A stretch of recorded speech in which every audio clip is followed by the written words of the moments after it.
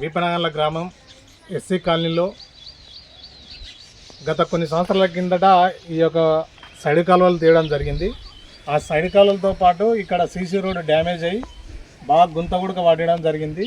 ఈ గుంత పడడం వలన నీళ్ళు ఇక్కడనే నిల్వ ఉండి పందులు కానీ దోమలు కానీ తర్వాత రకరకాల విషపురుగులు ఆ కాలపోడితో వచ్చేసి అక్కడ ఇండ్ల పోడితే ఇండ్లకి వెళ్తున్నాయి. చిన్నపిల్లలు ఇట్లకెళ్ళి తిరుగుతున్నారు. అయినా ఎన్నోసార్లు పంచాయత్ సెక్రటరీ కూడా వినవించుకున్నా కానీ వాళ్ళు పట్టించుకునే పరిస్థితిలో కూడా లేరు.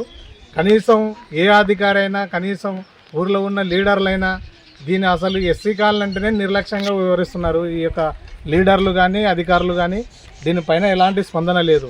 కనీసం ఇప్పటికైనా ఈ యొక్క వర్షాకాలపు వచ్చే నీరును ఎక్కడికక్కడ తరలించి పోయే మార్గం చేస్తే బాగుంటుంది. ఎందుకంటే లేని పక్షంలో మాత్రం ఎస్సీ కాలనీలో ఉన్న సమస్యలను అన్నిటిని తీసుకొని మేము ముందు పంచాయతీ సెక్రటరీ గారికి చెప్పినా కానీ పట్టించుకోవట్లేదు. కాబట్టి దీనిపైన ఎంత దూరం అయినా పోవడానికి మేము సిద్ధంగా ఉన్నాం. ఎందుకంటే కాలనీ వాసులు రేపు ఇవాళ ప్రజలు మంచిగా ఉంటేనే రేపటి భవిష్యత్తు అని చెప్పడం జరుగుతుంది. కాబట్టి మీరందరూ కూడా ఈ యొక్క పరిశుభ్రత పరిశుభ్రత ఉన్నదాన్ని శుభ్రంగా ఉంచాలని కోరుకుంటున్నాం.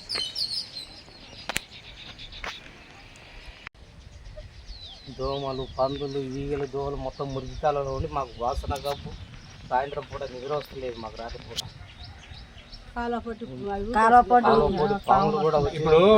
ఇప్పుడు మనం ఇట్లా మురికి నీరు ఇట్లా ఆగింది అనుకో, దీనివల్ల మనకు పాములు వచ్చి ఆ కాలపోటు తెక్కి ఇండ్లలోకి వస్తాయి. మనకేమో సనవిల్లలు ఇట్లకెళ్ళి తిరుగుతుంటారు. మళ్ళీ వల్ల మన సెక్రటరీకి ఎన్నిసార్లు మనం చెప్పబట్టి సెక్రటరీ చెప్పినా పట్టించుకుంటలేడా? అవి ఎవరు పట్టించుకుంటలేరు. చూస్తున్నారు కానీ పోతున్నారు. ఎవరు పెద్ద గుణాలు వేయాలి. పెద్ద గుణాలు వేసి నీళ్ళ ఒక సుక్క లేకుండా ఇప్పుడు మనకింత మొర వేసి గుణాలు వేసి కొంచెం దూరం అక్కడ నుంచి పంపిస్తే అయిపోతుంది మనకు. ఎందుకంటే మొత్తం ఇంట్లో సందు మరి శ్రీరారం అంతా పాములు తేలు అన్నట్టు కప్పలు అవెల్లా పిల్లలు ఇట్లకెళ్ళి తిరుగులాడతారు. 2-3 పాలు చంపుతాయి ఆడికైనా ఉడక.